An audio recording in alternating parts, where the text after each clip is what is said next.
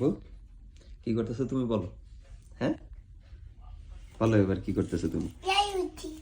গাড়ির মধ্যে পেঁয়াজ ভরতেছো, পেঁয়াজ রাখতেছো গাড়িতে। তুমি এটা কি করছো যে দেখো, এগুলো কি করছো তুমি পেঁয়াজ দিয়ে? হ্যাঁ পুরো রুমের কি অবস্থা করছো দেখো, এটা ভালো কাজ করছো তুমি। এগুলো কে পরিষ্কার করবে এখন বলো? রেজওয়ান কি করছে যে আমাদের খাটের নিচে ছিল এই পেঁয়াজগুলা, এই ঝুড়িতে সেইগুলো বের করছে, বের করে এই যে সে গাড়িতে বসছে। গাড়ি নিয়ে এখন কোথায় যাবে? গাড়ি দিয়ে এগুলা কোথায় নিয়ে যাবে? কোথায় নিয়ে যাবে?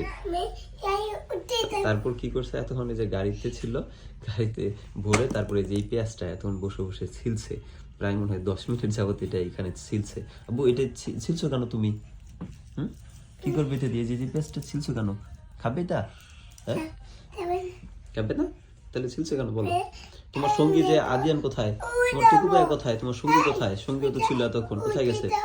ওই যে সঙ্গী আসা পড়ছে, এই যে বাবু আসা পড়ছে। এই দুই পচা বাবু মিলে, হ্যাঁ যে এই খাটের নিচ থেকে, হ্যাঁ বউ এই যে বাবু এই যে খাটের নিচে ছিল ওই পেঁয়াজগুলা, যে এগুলো বের করে দুই ভাই এতক্ষণ খেলাধুলা করছে।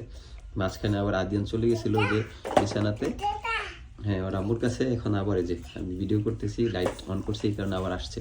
দুই ভাই অন্ধকারের মধ্যে এইসব কাজ করছে এতক্ষণ। তোমরা দুই ভাই পচা, তোমাদের দুই ভাইয়ের কি হবে? শাস্তি হবে। পচা এটা খায় না আব্বু, এটা খেতে পারবে না। হ্যাঁ এটা ঝাল লাগবে, মুখে খারাপ লাগবে আব্বু, মুখ ছিলে যাবে। হ্যাঁ আব্বু ঝাল হবে, ঝাল পরে ঝাল লাগবে মুখে। হ্যাঁ পরে আমাদের মাম খেতে হবে। এটা মুখে দেয় না আব্বু, এটা খেতে পারবে না। এটা আমরা কি দিয়ে খাবো? তরকারিতে রান্না করে তারপর খাবো, ঠিক আছে? ঠিক আছে ওকে। আর এই যে পেঁয়াজগুলা আব্বু সুন্দর করে এই যে ঝুড়িতে রাখো, রেখে আবার জায়গায় যেখানে ছিল সেখানে রেখে দাও। তোমাদের নয়তো মার দেবো দুই ভাইকে, ঠিক আছে? তারপরে যে আসো, এখন রাত মনে হয় প্রায় 1টার মতো বাজে। এখন আমরা ঘুমো করবো, এত রাত পর্যন্ত সজাগ থাকি শীতের দিন। মার দেবো তোমার বাবু, আসো আসো উপরে চলো। ওকে ঠিক আছে। আমাদের পচা দুই বাবু, আমাদের ওরা দুই পচা বাবু, আমি ওদের পচা আমি দেখাইলাম আপনাদের। ওকে ঠিক আছে, বাই বাই, আল্লাহ হাফেজ। আর নোংরা করো না রুম। বাই বাই, আল্লাহ হাফেজ। ওকে আল্লাহ হাফেজ।